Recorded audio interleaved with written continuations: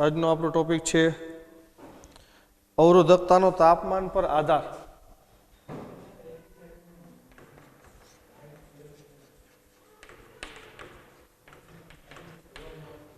અવરોધકતાનો તાપમાન પરનો આધાર. દ્રવ્યની અવરોધકતા ρ જે દ્રવ્યનો ગુણધર્મ છે, દ્રવ્ય ઉપર આધાર રાખે, દ્રવ્ય પ્રમાણે બદલાતો જાય. જુદા જુદા દ્રવ્યની અવરોધકતા જુદી જુદી હોય. કાલે આપણે જોઈ ગયા સુવાહકો, અવાહકો અને અર્ધવાહકો. બરાબર, આ ત્રણેય જે દ્રવ્યો વાહકતાની દ્રષ્ટિએ જુદા જુદા ત્રણેયના પ્રકાર છે, ત્રણેયની અવરોધકતા જુદી જુદી. સૌથી વધારે અવરોધકતા ઓછી સુવાહકની હોય, કારણ કે સૌથી વધારે વિદ્યુતનું વહન સરળતાથી સુવાહકમાં થાય, એનો અવરોધ સૌથી ઓછો હોય, એટલે અવરોધકતા સૌથી ઓછી હોય. પછી ક્રમશઃ અર્ધવાહકની અવરોધકતા એના કરતાં વધે, અવાહકની અવરોધકતા એના કરતાં વધે. પણ અવાહકની અવરોધકતા છે ને એ ઇન્ફિનિટિવ જ ગણાય, કારણ કે તમે જુઓ ને કમ્પેરિઝન, જો સુવાહકની અવરોધકતા 10⁻8 ને -6 હતી, અર્ધવાહકની અવરોધકતા છે એ +5 માં -3 ને +5 લગી હતી. એટલે સુવાહકો કરતાં અર્ધવાહકની અવરોધકતા તો વધારે છે જ. અવાહકની અવરોધકતા તો 10⁶ થી 10⁸, 10⁻16 એવી હતી પ્લસ. એટલે અવાહકની અવરોધકતા તો ઘણી બધી વધારે, એટલે ઇન્ફિનિટિવ. અવાહકમાંથી થોડુંક કોઈ વિદ્યુતનું વહન થાય નહીં, એની અવરોધકતા ઇન્ફિનિટિવ ગણાય. બરાબર, એટલે જુદા જુદા દ્રવ્યની અવરોધકતા જુદી જુદી હોય. હવે આજે આપણે વાત કરવાની અવરોધકતાનો તાપમાન પરનો આધાર. કે આ અવરોધકતા છે ને એ તાપમાન ઉપર આધાર રાખે. જુદા જુદા દ્રવ્યોની અવરોધકતા જુદી જુદી હોય, સાથે એની અવરોધકતા છે તાપમાન સાથે બદલાતી જાય. અમુક દ્રવ્ય માટે તાપમાન વધે તો અવરોધકતા વધે, એટલે એનો અવરોધે વધે. અમુક દ્રવ્યમાં તાપમાન વધે તો અવરોધકતા ઘટે, તો એનો અવરોધે ઘટે. એટલે જુદા જુદા દ્રવ્ય માટે અવરોધકતા છે એ તાપમાન સાથે બદલાય છે. એ કઈ રીતના બદલાય છે એની આપણે વાત કરવાની. તો આ અવરોધકતા જે તાપમાન સાથે બદલાય છે, બધા દ્રવ્યમાં એક સરખી નથી બદલાતી, બધા દ્રવ્ય માટે થોડી થોડી જુદી જુદી હોય. દાખલા તરીકે કોપર છે, તાંબુ, બરાબર, એમાં આપણે 10 C તાપમાનનો વધારો કરો એટલે એની અવરોધકતા વધે. એની અવરોધકતા કંઈક વધે છે 5 ઓહમ મીટર જેટલી. હવે એની જગ્યાએ બીજું તમે દ્રવ્ય લઈ લ્યો, દાખલા તરીકે બીજું દ્રવ્ય લીધું આપણે એલ્યુમિનિયમ, તો એમાંય તમે 10 C વધારો કરો તો એની અવરોધકતા 5 ઓહમ મીટર વધે એવું જરૂરી નથી, એના કરતાં જુદી ફેરફાર થાય. એટલે બધા દ્રવ્ય માટે તાપમાન સાથે અવરોધકતા એક સરખી બદલાતી નથી. હા, પણ બદલાય છે ખરી. બરાબર, તો આ જે અલગ અલગ દ્રવ્ય માટે જે અવરોધકતા તાપમાન સાથે બદલાય છે એ કઈ રીતના બદલાતી છે, તો આપણે ખાસ કરીને વાત કરવાની સુવાહક. કારણ કે આપણે વાત કરી છે સુવાહકમાં વિદ્યુતનું વહન. સુવાહકની અવરોધકતા તાપમાન સાથે કઈ રીતના બદલાતી હોય. તાપમાનના અમુક નિશ્ચિત ગાળા માટે, અમુક નાના ગાળા માટે એની અવરોધકતા છે તાપમાન સાથે આ સૂત્ર પ્રમાણે બદલાય. ρT બરાબર ρ0 કૌંસમાં 1 + α T - T0. આ સૂત્ર પ્રમાણે તાપમાનના અમુક નિશ્ચિત થોડાક ગાળા માટે ધાતુઓ જે છે એ ધાતુની અવરોધકતા આ સૂત્ર પ્રમાણે બદલાય છે. બરાબર, જેમાં ρT, ρ એટલે અવરોધકતા, T એટલે તાપમાન, T તાપમાને અવરોધકતા શું છે? T તાપમાને દ્રવ્યની અવરોધકતા ρ0 એટલે T0 તાપમાને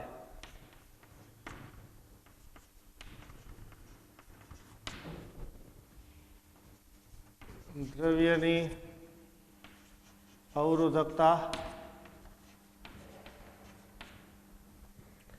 T0 છે એને સંદર્ભ તાપમાને કહેવાય.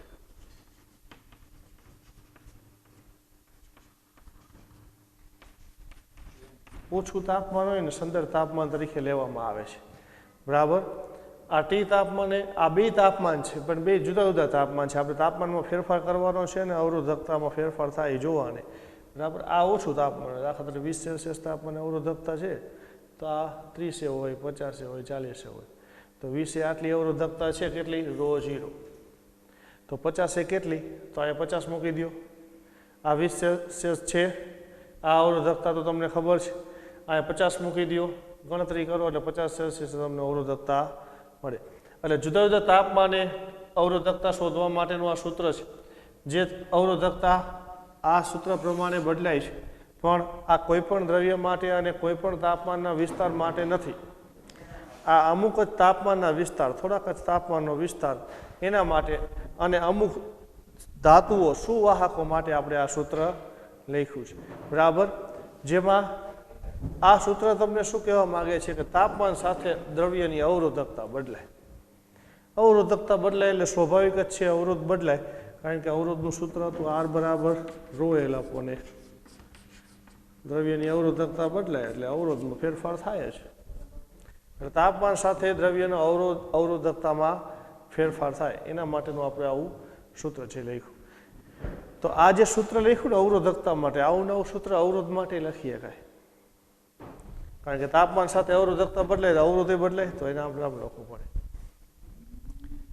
સાથે સાથે આ આલ્ફા, જો આલ્ફા છે ને એ અચળાંક છે, એની કિંમત આગળ આપણે કાલે જે અવરોધકતા જોઈ ને એમાં આપી છે. બરાબર. જેને કહેવામાં અવરોધકતાનો તાપમાન ગુણાંક.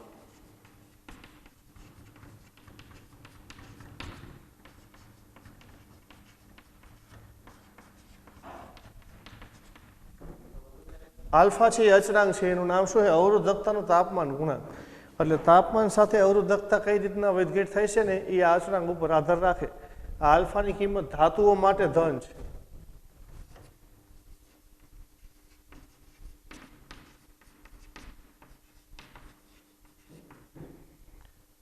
અને અર્ધધાતુઓ માટે ઋણ છે.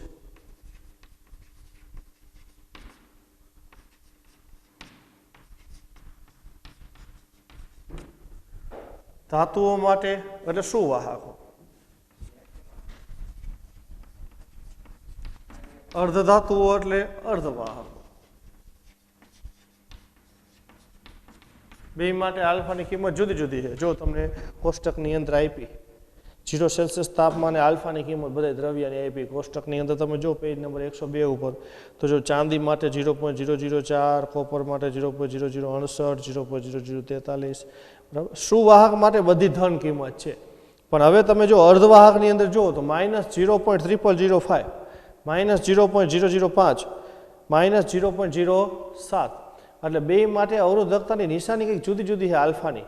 એ આલ્ફાની નિશાની જુદી છે ને એના ગુણધર્મ ઉપર આધારિત છે. બે માટે તાપમાન સાથે અવરોધમાં થતો ફેરફાર જુદો જુદો હોય છે. આની ધન કિંમત છે એ તમને એમ કહેવા માગે છે કે ધાતુ છે ને એનું તાપમાન વધારે ને તો એની અવરોધકતા વધે આ ધનના કારણે. પછી અર્ધધાતુઓ છે, અર્ધવાહકો, એનું તાપમાન તમે વધારો ને તેની અવરોધકતા ઘટે, કારણ કે બેની નિશાની કેવી છે? ઋણ છે. હવે અલગ અલગ દ્રવ્યો માટે એની અવરોધકતા છે તાપમાન સાથે કઈ રીતના બદલાતી જાય. બરાબર. તો એના આપણે જુદા જુદા જે અવરોધકતાના આલેખ છે એ જોઈ. જો આ સૂત્ર છે એ તમને એવું કહેવા માંગે છે કે તમે તાપમાન અને અવરોધકતાનો આલેખ દોરો. તાપમાન સાથે તો અવરોધકતા બદલાય જ છે, તો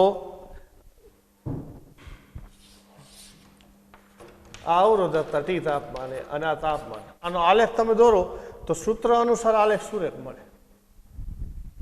પણ એ સૂત્રનું પાલન તો અમુક નિશ્ચિત થોડાક જ તાપમાનના ગાળા માટે થાય છે. બરાબર. એ સિવાયના તાપમાન માટે આ સૂત્રનું પાલન નથી થતું, એટલે એ સિવાય પછી આ સૂત્ર છે એ તમને સુરેખ મળશે નહીં. તો જુદા જુદા દ્રવ્ય માટે આ અવરોધકતા છે તાપમાન સાથે કઈ રીતના બદલે, તો પહેલા હું લખું સુવાહક માટે. જો સુવાહક માટે આલેખ કેવો મળે.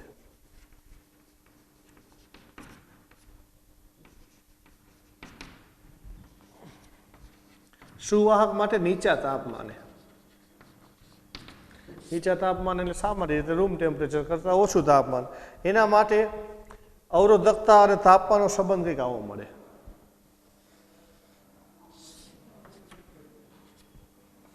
અવરોધકતા વિરુદ્ધ તાપમાનનો આલેખ.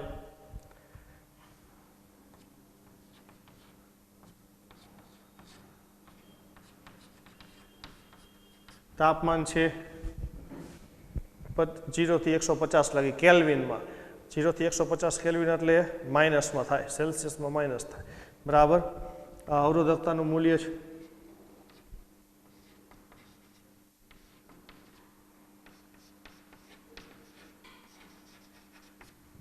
ધાતુઓની અવરોધકતા 10⁻8 થી -6. આ શું છે? આ 0.2 × 10⁻8 ઓહમ મીટર, 0.4 × 10⁻8 ઓહમ મીટર. હવે આ સંબંધ છે તમને આવો કંઈક મળે છે. એટલે સંબંધ રેખીય નથી, વક્ર છે.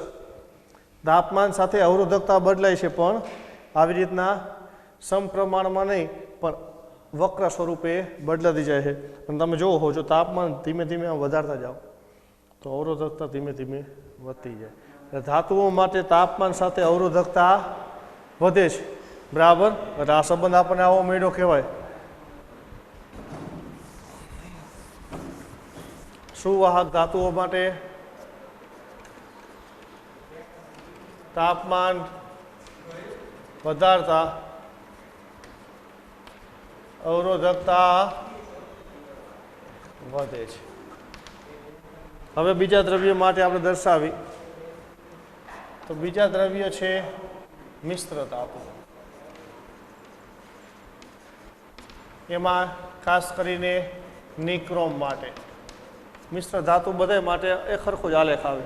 મિશ્ર ધાતુ માટે આ તાપમાન સાથેનો સંબંધ કેવો મળે છે? તો એનો આલેખ છે આવો, અવરોધકતા વિરુદ્ધ તાપમાનનો આલેખ.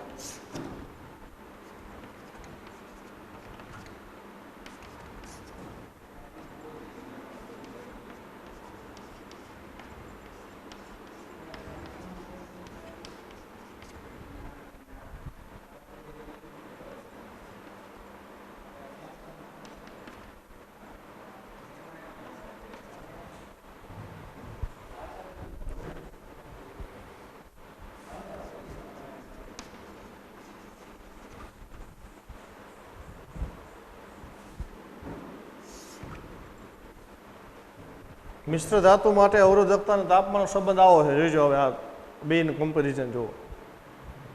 જો આ તાપમાન આપણે કેવું વધારે છે, તો તાપમાનમાં 200, 400, 600, 800 આવું કેલ્વિનનો, એટલે તાપમાનનો અહીંયા ફેરફાર જાજો કર્યો. 0 થી 800 કેલ્વિન લગી ફેરફાર કર્યો. અવરોધકતામાં ફેરફાર તો અહીંયા અવરોધકતા 1 × 10⁻7. પછી આ અત્યારે દાખલા તરીકે 0 સેલ્સિયસ આટલી છે, સમજી લે. આ બિંદુએ પહોંચ્યા તો આ બિંદુએ તાપમાન હોય 600 કેલ્વિન. 600 કેલ્વિને અવરોધકતા તો આટલી થાય. એટલે આલેખ તમને સુરેખ મળે છે, પણ એ સુરેખ આલેખની અંદર 0 કેલ્વિન તાપમાને તમારી અવરોધકતા 1.1 થી ઓછી, એટલે 1.08 કે 1.07. હવે જ્યારે તાપમાન 600 કેલ્વિન થાય ત્યારે અવરોધકતા, તો અવરોધકતાનું મૂલ્ય 1.2 કરતાં ઓછું, એટલે 1.2 કરતાં ઓછું એટલે 1.18 હશે, 1.19 હશે, 1.17 હશે. તો આટલું બધું તાપમાનમાં ફેરફાર કર્યો ત્યારે અવરોધકતામાં 1.01 જેટલો ફેરફાર થયો. 1.1 છે, હાલો 1.1 થી ઓછું, 1.2 થી ઓછું, 1.1 માંથી 1.2 થયો, સમજો. તાપમાનમાં તમે કેટલો ફેરફાર કર્યો? તાપમાનમાં 600 કેલ્વિનનો ફેરફાર કર્યો.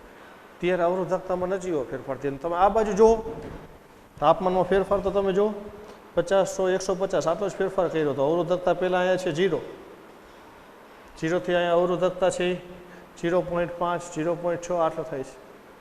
એટલે ધાતુઓમાં તાપમાન સાથે અવરોધકતા ઝડપથી બદલાય છે. થોડુંક તાપમાન ફેરફાર કરો તો એ અવરોધકતા બદલાય. આમાં કેટલું તાપમાનમાં ફેરફાર કરો તો અવરોધકતા થોડીક બદલાય. એટલે એનો મતલબ એવો કહી શકાય કે આમાં કેટલું તાપમાનમાં અવરોધકતા થોડીક જ બદલાય તો અવરોધકતા લગભગ અચળ જેવી છે. એટલે મિશ્ર ધાતુમાં અવરોધકતા છે ને તાપમાન ઉપર બહુ આધાર રાખતી નથી. મિશ્ર ધાતુની અવરોધકતા તાપમાન પર આધારિત નથી. કાલે આપણે જોયું હતું ઓલા અવરોધ, ઓલા તાર વિટીન બનાવેલા અવરોધ અને કાર્બન અવરોધ. તાર વિટીન બનાવેલા અવરોધમાં આપણે આ મિશ્ર ધાતુ નિક્રોમ ને કોન્સ્ટન્ટ ને મેંગેનીન એવી મિશ્ર ધાતુમાંથી બનાવવામાં આવે. કે એનું કારણ શું? તો આ લાક્ષણિકતા. કારણ કે એ જે તાર છે એનો અવરોધ છે ને સામાન્ય સ્થિતિમાં ટેમ્પરેચરમાં વધઘટ થાય તો એનો અવરોધ બદલાય નહીં. એટલે સામાન્ય સ્થિતિમાં એનો અવરોધ અચળ રહે છે. કેમ? કારણ કે એની અવરોધકતા અચળ છે, એટલા માટે એમાંથી તાર વીંટીને વાયર બાઉન્ડ અવરોધ છે એ બનાવવામાં આવે છે. હવે અર્ધવાહક માટે આપણે જોઈએ તો અર્ધવાહક માટે આ સ્થિતિ આવી ગઈ છે.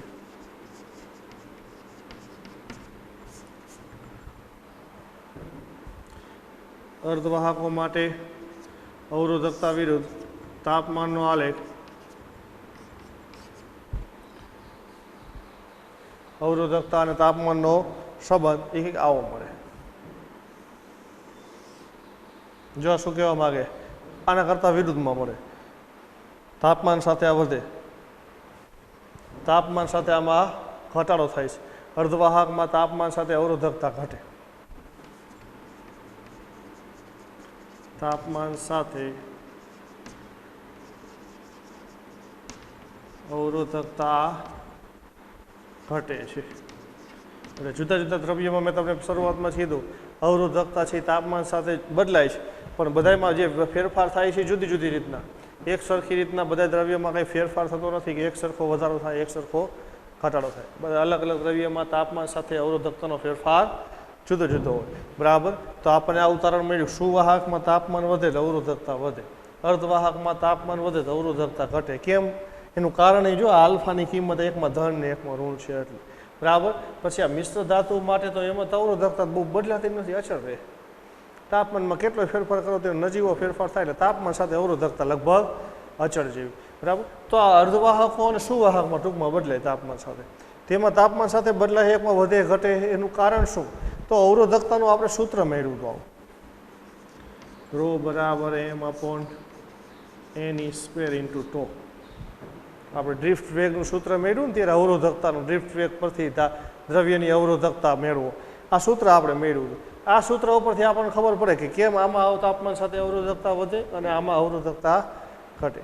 તો સુવાહક હોય એમાં શું થાય કે સુવાહક હોય કે અવાહક હોય તો ρ બરાબર mn² × τ. એમ એટલે ઇલેક્ટ્રોનનું દર, જેના દ્વારા વિદ્યુતનું વહન થતું હોય, ઇલેક્ટ્રોન દ્વારા વિદ્યુતનું વહન થાય સુવાહક.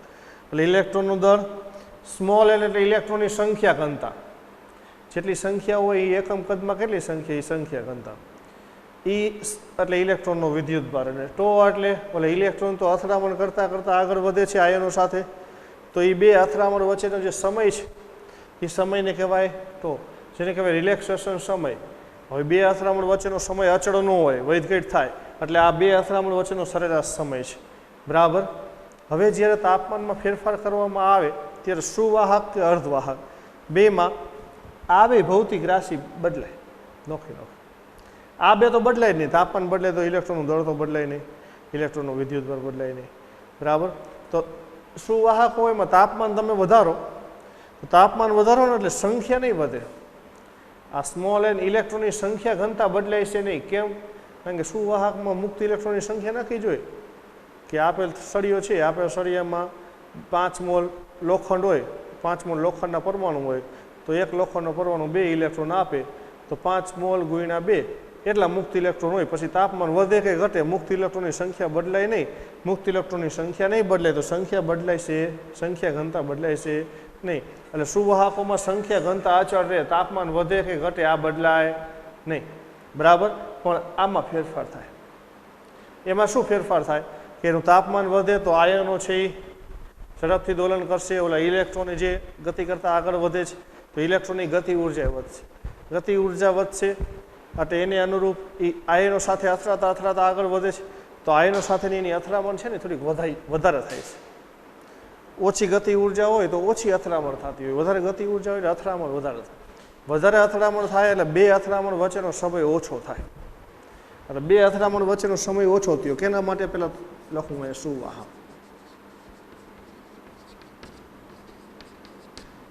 તાપમાન વધારતા તો વધશે, તો ઘટશે, રિલેક્સેશન સમય ઘટશે, અને એન અચળ જ, એમાં કંઈ ફેરફાર થાય છે નહીં. સુવાહકોમાં તાપમાન વધારો એટલે બે અથડામણ વચ્ચેનો સમય ઓછો થાય, બે અથડામણ વચ્ચેનો સમય ઓછો થાય પણ સ્મોલ એનની કિંમત બદલાય નહીં. તો જો સમીકરણની અંદર બે અથડામણ વચ્ચેનો સમય ઓછો થયો, આ ઓછું થાય, તો અવરોધકતામાં શું થાય? વધારો થાય. એટલા માટે અવરોધકતા વધશે. જે તમને આલેખ જોવા મળે છે તાપમાન સાથે અવરોધકતા વધવાનું કારણ છે આ ટોમાં ઘટાડો, અથડામણની સમયમાં ઘટાડો. હવે અર્ધવાહક માટે તમે જુઓ તો અર્ધવાહકો માટે ટી વધારતા હાલો, તાપમાન વધારો, તેમાં તાપમાન વધારો એટલે આ એનની સંખ્યા વધે. જે આમાં એનની સંખ્યા અચળ છે, તાપમાન વધારો ઘટાડો એનમાં ફેરફાર થાય નહીં. આમાં એનમાં શું થાય છે? ફેરફાર થાય, વધારો થાય. એટલે ઇલેક્ટ્રોનની સંખ્યા વધે. જેમ તાપમાન વધે ને મુક્ત ઇલેક્ટ્રોનની સંખ્યા વધે, તાપમાન ઘટે મુક્ત ઇલેક્ટ્રોનની સંખ્યા ઘટતી જાય. બરાબર. હાલો, તો એનની કિંમતમાં વધારો થાય. પછી રિલેક્સેશન સમય, તો રિલેક્સેશન સમયમાં તો એમાંય ઘટાડો થાય. આ ઘટે, આ તો ઘટે જ. હવે જોજો તમે, અર્ધવાહકો માટે આ ઘટે અને આ વધે. હવે જો તમે સીધું વિચારો કે જે આ જેટલું ઘટે એટલું આ વધતું હોય ને તો આછળ રહે. રિલેક્સેશન સમય જેટલો ઘટે એટલો જ એનની કિંમત વધતી હોય તો અવરોધકતા બદલાય નહીં. પણ એમાં એવું થાય છે, રિલેક્સેશન સમય જેટલો ઘટે એના કરતાં એનની કિંમત છે ને સંખ્યા ઝાઝી વધે. આ અડધી થતી હોય ને તો આ 4 ગણી થાય. એટલે આનો વધારો આના કરતાં વધારે હોય એટલે આની અસરને કારણે પરિણામી શું થયું? તો પરિણામી છેદમાં વધારો થયો, છેદમાં વધારો થયો તો અવરોધકતામાં શું થાય? ઘટાડો થાય. એટલે અવરોધકતા ઘટે છે. એટલે હું આમ રાખું બાજુમાં n ગ્રેટર ધેન ટો. એનની કિંમતમાં જે વધારો થયો છે એ ટોની કિંમત કરતાં કેવી છે? વધારે છે. આમ તો એન નહીં પણ ડેલ્ટા એન લખો. ફેરફાર આપણે જોવાનું છે. ડેલ્ટા એન એનની કિંમતમાં થતો ફેરફાર છે ને ટોની કિંમત કરતાં વધારે હોય. એટલા માટે છેદમાં ઓલ ઓવર જુઓ તો આ અડધું થાય પણ આ 4 ગણું થઈ જાય એટલે છેદ તો બમણો થયો. છેદ બમણો થાય એટલે તમારી જે સંખ્યા છે એ અડધી થવાની છે, નાની થઈ છે. સંખ્યા નાની થાય એટલે અવરોધકતા ઓછી થાય. એટલે અર્ધવાહકો છે એની અવરોધકતા છે એ ઘટતી જાય. સામાન્ય સ્થિતિમાં શું હોય? અર્ધવાહકો હોય ને એમાં મુક્ત ઇલેક્ટ્રોન હોય જ નહીં. 0 કેલ્વિન તાપમાને બધા ઇલેક્ટ્રોન સહસંયોજક બંધમાં જોડાયેલા હોય. અર્ધવાહકો ચોથા સમૂહના તત્વો છે. એની પાસે 4 ઇલેક્ટ્રોન હોય, દરેક પાસે 4 ઇલેક્ટ્રોન હોય. એ 4 ઇલેક્ટ્રોનની ભાગીદારી કરીને સહસંયોજક બંધ બનાવ્યા હોય. એ સહસંયોજક બંધમાં ઇલેક્ટ્રોન જોડાયેલા હોય. બરાબર. એટલે એની પાસે મુક્ત ઇલેક્ટ્રોન જ ન હોય અર્ધવાહકો પાસે. તો મુક્ત ઇલેક્ટ્રોન હોય એટલે વિદ્યુતનું વહન થાય જ નહીં ક્યારે પણ 0 કેલ્વિન તાપમાન. પણ રૂમ ટેમ્પરેચરે આપણે વાત કરી, રૂમ ટેમ્પરેચરે એના અણુઓ પાસે ઓલી ગતિ ઉર્જા હોય, આયનો જે દોલન કરતા હોય ને એ ગતિ ઉર્જાને કારણે અમુક બંધમાંથી ઇલેક્ટ્રોન મુક્ત થાય. એ ઇલેક્ટ્રોન મુક્ત થાય ને થોડું થોડું વિદ્યુતનું વહન કરે. એટલે અર્ધવાહકોમાં વિદ્યુતનું વહન સુવાહક કરતાં ઓછું. તાપમાન વધારો ને તો એટલે ઇલેક્ટ્રોન છે એ વધારે મુક્ત થાય. ઇલેક્ટ્રોન વધારે મુક્ત થાય એટલે આ સંખ્યા ઘનતા વધે અને એને કારણે એની વાહકતા વધે. વાહકતા વધે એટલે અવરોધકતા ઘટાડો થાય. એટલે આવી રીતના દ્રવ્યોની અવરોધકતા જે છે તાપમાન થઈ જુદી જુદી રીતના બદલાય છે. બરાબર. એનું મુખ્ય કારણ તો એની અંદર જે ઇલેક્ટ્રોનની સંખ્યા અને ઇલેક્ટ્રોનની આયનો સાથેનો અથડામણ વચ્ચેનો જે સમય છે એના બે ઉપર આધાર રાખે. ધાતુઓમાં સંખ્યા ક્યારેય બદલાય નહીં એટલે ખાલી આ સમય જ બદલાય. એ પ્રમાણે અવરોધકતા બદલાય. અર્ધધાતુઓ છે એમાં બે બદલાય પણ બેના ફેરફાર આનો ફેરફાર વધારે છે. એના કારણે એની અવરોધકતા છે એ ઘટતી જાય છે અને આની અવરોધકતા છે એ વધતી જાય છે. એટલે આવી રીતના જુદા જુદા દ્રવ્યોની અવરોધકતા છે એ જુદી જુદી મળે. હવે તમે જો અમે આપણે વાત કરી સુવાહકો અને અર્ધવાહકો. બરાબર. હવે અવાહકોની ક્યાંય વાત નથી. અવાહકોનો અવરોધ ઇન્ફિનિટી હોય. તાપમાન સાથે એનો અવરોધ છે કંઈ બદલાવાનો જ નથી. ઇન્ફિનિટી હોય એની અંદર તમે કઈ પણ સંખ્યા ઉમેરો અથવા બાદ કરો એમાં કોઈ ફેરફાર થાય. એટલે અવાહકોની અવરોધકતા તો ઇન્ફિનિટી છે એટલે એમાં કંઈક આપણે જોવાનું આવે નહીં. સુવાહકો અને અર્ધવાહકો બેનો અવરોધ છે એ ઓછો હોય એટલે એનો જ આપણે વાહકતામાં ઉપયોગ કરીએ. બરાબર. જે રચના એવી ઇલેક્ટ્રોનિક્સ છે કે ઇલેક્ટ્રિકલ એ આ બે દ્રવ્યોનો ઉપયોગ થાય એટલે એ બેની અવરોધકતા આપણે ખાસ જોવાની હોય. એટલે આવી રીતના દ્રવ્યોની અવરોધકતા છે આ સૂત્ર પ્રમાણે બદલાય. હવે આવું નવું સૂત્ર છે ને અવરોધ માટે આવશે. તો અવરોધ માટે પછી સૂત્ર લખી RT એટલે T તાપમાને અવરોધ. કારણ કે દ્રવ્યની અવરોધકતા તાપમાન સાથે બદલાય છે. અવરોધકતા બદલાય એટલે અવરોધ બદલાય તો T તાપમાને અવરોધ. આ T0 તાપમાને અવરોધ અને બીજું કંઈ ફેરફાર કરવાનો નથી. જ્યાં રો છે અહીંયા શું લખી નાખવાનું? R. નિશાની જ બદલવાની છે. દાખલાની અંદર આપણે અવરોધની ગણતરી આવશે એટલે આ જ આવશે. કાલે ગુજકેટની પરીક્ષાની અંદર જ આવો એક દાખલો આના ઉપરનો જ પૂછાનો, એક ઉદાહરણ પૂછાયેલું છે, ઉદાહરણ નંબર 3.4. એમાં આ સૂત્રનો ઉપયોગ કરવાનો છે. ઉદાહરણ નંબર 3.4 કાલે ગુજકેટની પરીક્ષાની અંદર પૂછાયેલું. તાપમાન સાથે અવરોધ કઈ રીતના બદલે, આ સૂત્રનો એમાં ઉપયોગ આવે. એટલે આવી રીતના દ્રવ્યનો અવરોધ અને અવરોધકતા છે એ બદલાતી જાય. તાપમાન સાથે અવરોધકતા બદલાય છે, અવરોધકતાનો તાપમાન પરનો આધાર આવી રીતના આધાર રાખે. હાલો હવે જોઈ જો ઉદાહરણ, જો એ જ ઉદાહરણ લઈ હાલો. ઉદાહરણ નંબર 3.4 આ જ સૂત્ર ઉપર. જો કે ઉદાહરણ નંબર 3.4 અને ઉદાહરણ નંબર 3.3 બે આ સૂત્ર ઉપર જ છે. હાલો જો બે જોઈએ.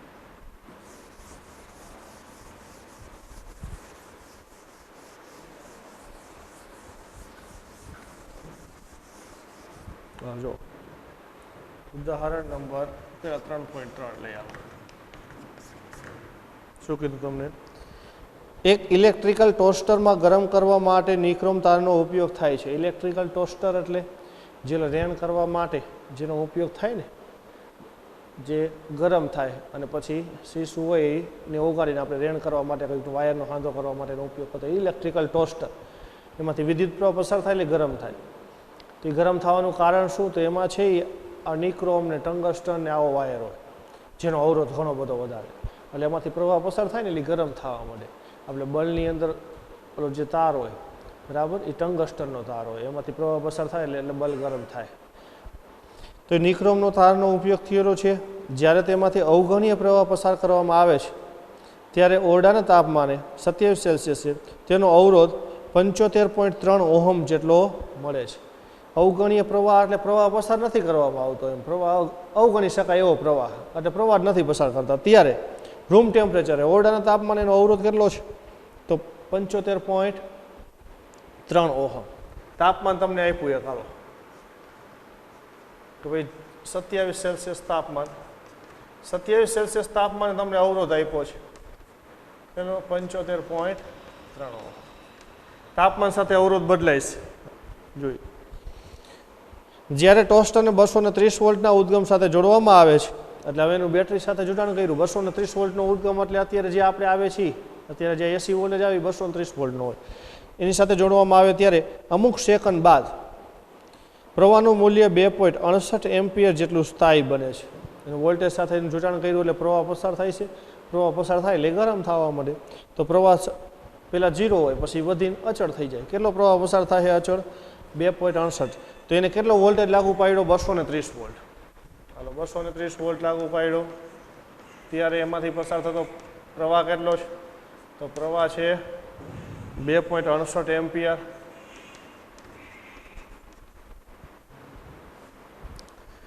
તો નિક્રોમ તારનું સ્થાયી તાપમાન કેટલું હશે? હવે જ્યારે એમાંથી પ્રવાહ પસાર થાય ને એટલે ગરમ થવા માંડે. પહેલાં એનું તાપમાન રૂમ ટેમ્પરેચર આટલું હોય 27. પ્રવાહ પસાર થાય એટલે એનું તાપમાન તો વધી જાય, 200, 300, 400 સેલ્સિયસ થઈ જાય. તો જ ઓલું ઓગળે ને 100, બરાબર, તાપમાન વધી જાય છે. તો જ્યારે એમાંથી આટલો પ્રવાહ પસાર થાય ત્યારે એનું તાપમાન 200-300 સેલ્સિયસ હોય. તો ત્યારે જે એનું તાપમાન છે એ તાપમાન આપણે શોધવાનું, સ્થાયી તાપમાન શોધવાનું.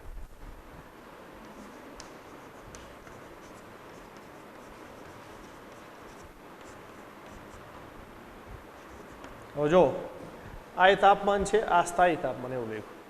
હવે આ ઓછું તાપમાન રૂમ ટેમ્પરેચર, આ વધારે તાપમાન. તો ઓછા તાપમાન મેં તમને કીધું T0 કહેવાનું. ઓછા તાપમાન શું કહેવાનું? T0. એટલે રૂમ ટેમ્પરેચરને આપણે કહીશું T0 સંદર્ભ તાપમાન. પછી જે આપણે શોધવાનું છે 200, 300, 400 સેલ્સિયસ, એ તાપમાનને આપણે શું કહીશું? સ્થાયી તાપમાન T, જે આપણે શોધવાનું છે. ચાલો પછી શું આગળ કીધું જો,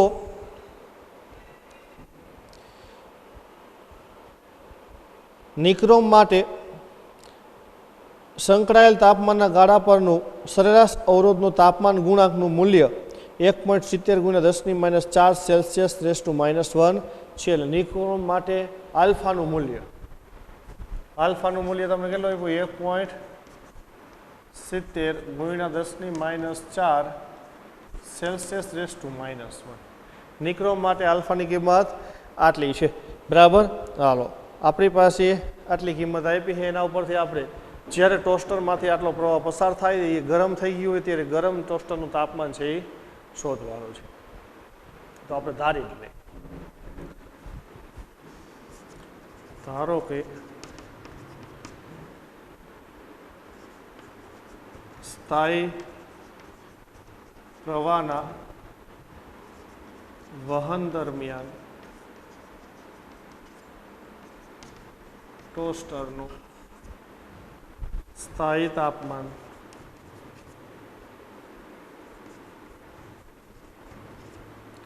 T છે. જે આપણે શોધવાનું છે એ આપણે ધારી લીધું સ્થાયી તાપમાન આટલું છે. હાલો આટલું તાપમાન છે ત્યારે એમાંથી આટલો પ્રવાહ પસાર થાય, આટલો વોલ્ટેજ લાગુ પાડ્યો. તો વોલ્ટેજ અને પ્રવાહનો ગુણોત્તર લઈ લો તો અવરોધ મળે.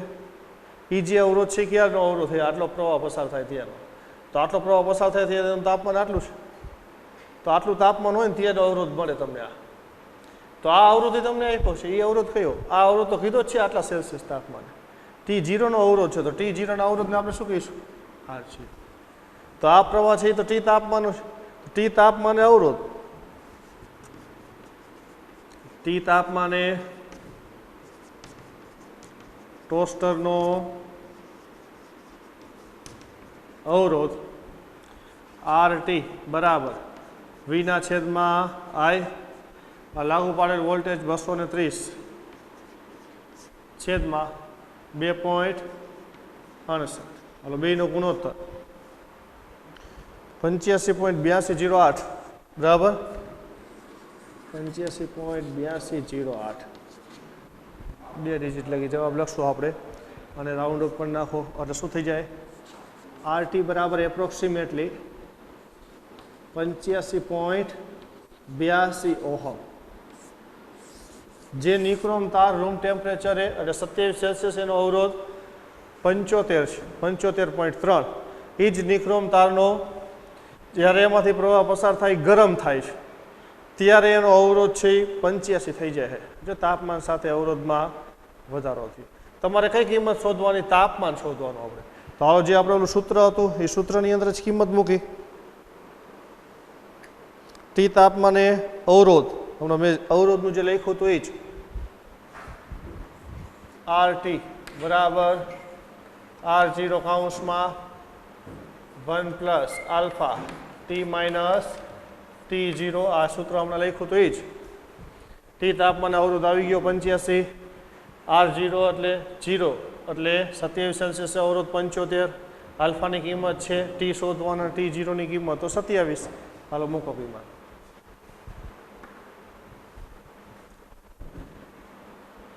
તો RT ની કિંમત 85.82, R0 75.3 એટલે ગુણ્યા કૌંસમાં 1 પ્લસ આલ્ફા.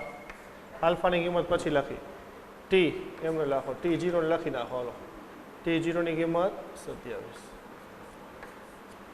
હાલો અને આ બાજુ લઈ લો એટલે બેનો ગુણોત્તર જ લઈ લઉં દાખલો. તો 85.82 ભાગ્યા 75.3. ચલો આ બેનો ગુણોત્તર મળ્યો 1.1397. હાલો 1.1397 બરાબર.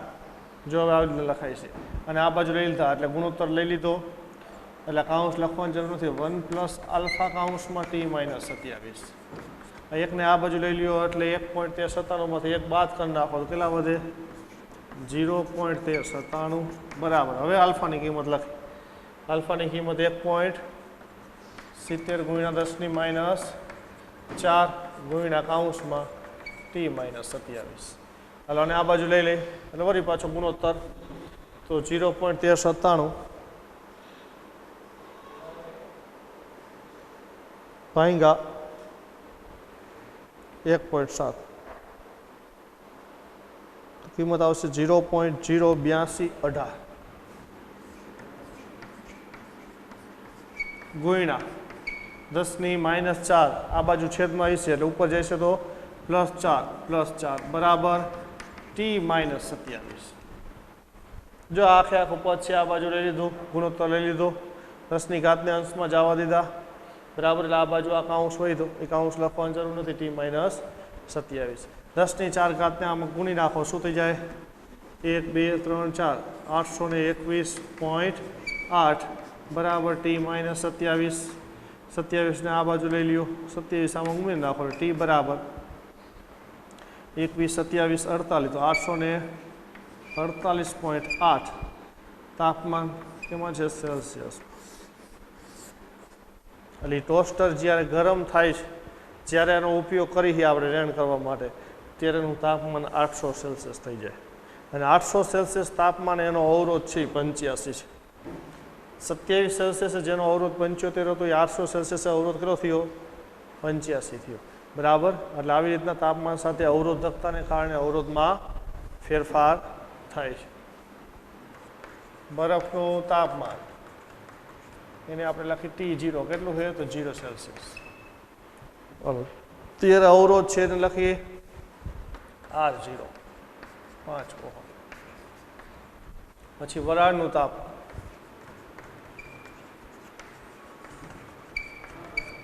એને આપણે T લખી નાખીએ કેટલું છે તો વરાળનું તાપમાન 100 સેલ્સિયસ ત્યારે અવરોધ કેટલો આપ્યો તો ત્યારે અવરોધ છે 5.23 ત્યારે લખીએ આપણે T તાપમાન અવરોધ RT વરાળના તાપમાન અવરોધ 5.23 વળી પાછું શું કર્યું હવે તો તારને પાછો હીટ બાથમાં બીજા ગરમ પ્રવાહીમાં ડૂબાડ્યો એટલે વળી પાછું એ ગરમ પ્રવાહીનું તાપમાન શોધવાનું એનું તાપમાન આ 100 કરતાં વધારે હશે એટલે ત્રીજું તાપમાન આવ્યું તો એ પ્રમાણે હવે તાપમાનને આપણે શું કરશું સંદર્ભ તાપમાન ઓછામાં ઓછું આ 0 એ બદલાય નહીં આ બીજું તાપમાન છે ને આ બદલવા પડે તો પહેલાં જે વરાળનું તાપમાન છે ને T1 કહી દે હવે ઓલું બાથનું તાપમાન બાથ પ્રવાહીનું તાપમાન એને આપણે કહી દઈએ T2 જે તો શોધવાનું છે એ તાપમાન જેટલું હોય એ શોધવાનું પડે એનો એ તાપમાનમાં અવરોધ આપી દીધો તમને જો એ કેટલો આપ્યો છે 5.795 તો એને આપણે લખશું RT2 બરાબર 5.795 ઓહો હાલો તમારે આ કિંમત શોધવાની છે વળી પાછું જે કિંમત શોધવાની ધારી લ્યો ધારો કે હીટ બાથનું તાપમાન T2 સેલ્સિયસ છે હાલો સૂત્ર આપણે જે લેતા હતા એ જ હીટ તાપમાન અવરોધ સૂત્ર RT બરાબર R0 કાઉન્સમાં 1 પ્લસ આલ્ફા કાઉન્સમાં T માઇનસ T0 કાઉન્સ પૂરો મેં તમને કીધું અત્યારે જે થિયરી છે એમાં સૂત્ર આપણે અવરોધકતાનું લીધું હતું પણ બધા દાખલામાં સૂત્ર આપણે અવરોધનું જ આવશે આ સૂત્ર લેવાનું આવશે બરાબર હાલો હવે આ જે સૂત્ર છે ને એ વરાળ માટે હું લઉં તો આના માટે આપણે લખીએ ને તો વરાળનું તાપમાન છે T1 T1 તાપમાન અવરોધ બરાબર આ R0 બદલાય નહીં સંદર્ભ તાપમાન તો T0 એટલે એનું અવરોધ R0 એ બદલવાનું નહીં બરાબર 1 પ્લસ આલ્ફા કાઉન્સમાં તાપમાન કયું વરાળનું T1 માઇનસ આ T0 એમને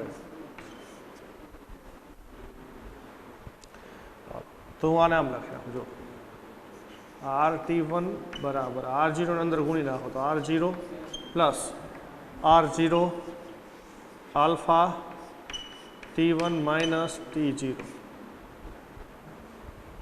જો તમને આની અંદર આલ્ફાની કિંમત નથી આપી આપણું જે સૂત્ર છે એમાં RT T1 તાપમાન અવરોધ આપ્યો છે T2 તાપમાન અવરોધ આપ્યો છે R0 છે આપણી પાસે આલ્ફાની કિંમત નથી આ તાપમાન T1 છે T2 નથી T0 ની કિંમત તો છે જ 0 બરાબર આલ્ફાની કિંમત નથી એટલે આલ્ફાનો આપણે લોપ કરવો પડશે જો આને આ બાજુ લઈ લે તો આમ લખાય RT1 માઇનસ R0 બરાબર R0 alpha કાઉન્સમાં T1 minus T0 અને કહી દો સમીકરણ નંબર 1 આ જ પ્રમાણે આ શેના માટે લખ્યું વરાળ માટે આપણે સૂત્ર લખ્યું ને તો વરાળનું તાપમાન આવ્યું આ તો આવશે જ R0 આ R0 આલ્ફા આવશે આ વરાળનું તાપમાન અને આ બરફનું તાપમાન હવે આવું સૂત્ર આપણે હીટ બાથ માટે લખી તો જો આમ થઈ હીટ બાથ માટે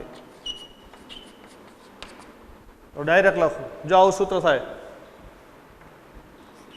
RT2 બરાબર R0 કૌંસમાં 1 પ્લસ આલ્ફા કૌંસમાં T2 માઇનસ T0. હવે એનું સાદુરૂપ હું ડાયરેક્ટ લખી નાખું, આ સમીકરણ નંબર 2. આ બીજા સ્ટેપ છે એ ગણતરી નથી કરતો.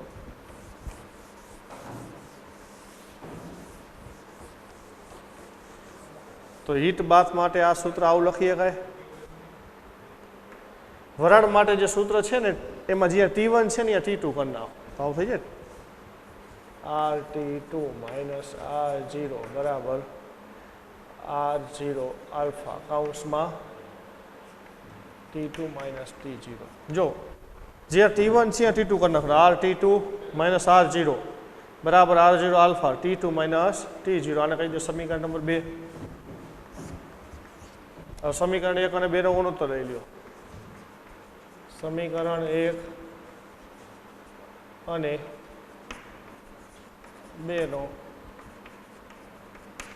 ગુણોત્તર લેતા ચાલો સમીકરણ 1 RT1 માઇનસ R0 છેદમાં અરે તારી ચાલુ છે ખાલી બોક્સ જ બંધ તમને દેખાય છે? હા હા પડી દેખાય. આ તો થાય છે એ કરી નાખો. હવે જો તો RT1 માઇનસ R0 છેદમાં RT2 માઇનસ R0 બરાબર R0 આલ્ફા કૌંસમાં T1 માઇનસ T0 છેદમાં R0 આલ્ફા કૌંસમાં T2 માઇનસ T0. ચાલો હવે કિંમત મૂકી દઈ. તમારે કઈ કિંમત શોધવાની છે એ બાજુ ધ્યાન. T2 ને આપણે સૂત્રનો કરતા બનાવશું બરાબર. બીજી બધી કિંમત મૂકવાની. તો RT1 છે આપણી પાસે 5.23, R0 છે 5, RT2 5.795, R0 આ બે કેન્સલ થઈ ગયા. T1 ની કિંમત છે 100, T0 ની કિંમત 0, T2 શોધવાના મૂકો કિંમત આવે. તો RT1 એટલે 5.23 માઇનસ R0 એટલે 5 છેદમાં RT2 એટલે 5.795, R0 એટલે 5. હાલ આ બે કેન્સલ કરી નાખો. એટલે T1 ની કિંમત 100 માઇનસ T0 એટલે 0 છેદમાં T2 શોધવાના, T0 ની કિંમત 0. ચાલો 5.23 માઇનસ 5 એટલે 0.23 છેદમાં 5.795 માઇનસ 5 એટલે 0.795 બરાબર 100 માઇનસ 0 એટલે 100, T2 માઇનસ 0 એટલે T2 નો સૂત્રનો કરતા બનાવો. તો T2 બરાબર અને આ બાજુ લઈ લો, આને આમ જવા દો 100 ગુણ્યા 0.795 છેદમાં 0.23. હવે T2 બરાબર આમ સાદુરૂપ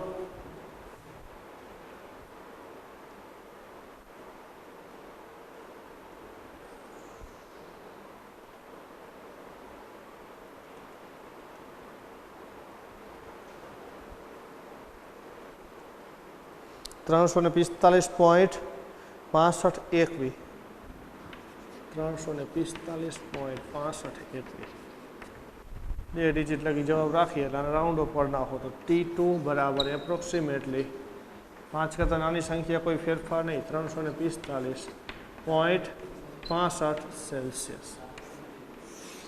હીટ બાથનું તાપમાન આટલું.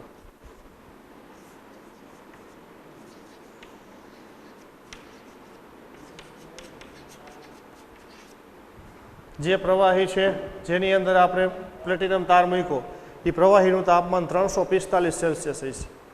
તો જો 0 સેલ્સિયસ તાપમાને અવરોધ 5 હતો, 100 સેલ્સિયસ અવરોધ 5.23 થયો અને 345 અવરોધ 5.795 બરાબર. તાપમાન સાથે અવરોધ છે આવી રીતના બદલાતો ગયો. એટલે આવી રીતના તાપમાન સાથે દ્રવ્યનો અવરોધ કઈ રીતના બદલાય છે, જે તમારે તાપમાન અને અવરોધના જે દાખલા આવે ત્યારે આ સૂત્રનો જ ઉપયોગ મુખ્ય કરવાનો આવશે. આપણે થિયરીની અંદર અવરોધકતાનું સૂત્ર આવ્યું છે, ચોપડીની અંદર ક્યાં આ સૂત્ર નહીં આવે, પણ દાખલાની અંદર બધે આ સૂત્રનો ઉપયોગ કરવાનો આવશે. બરાબર.